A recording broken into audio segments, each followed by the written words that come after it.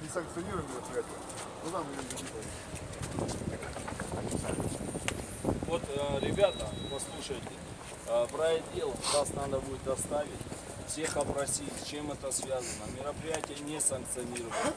Не санкционируется. Вы должны были в соответствии с федеральным законом, с управлением местного самоуправления, с администрацией местного самоуправления санкционировать мероприятие. Это сделано не было.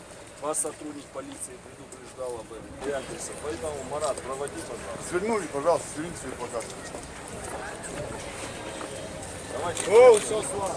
Я говорю, пожалуйста, сверните свои плакаты, граждане. Пройдем. Пойдем. Марат, провожайте. Можно вам? Проходите. Проходите. Марат.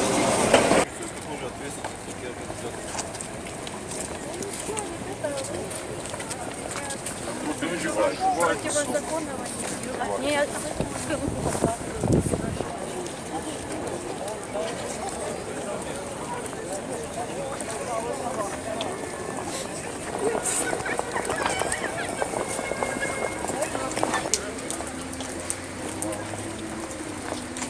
На второй этаж вас повязал.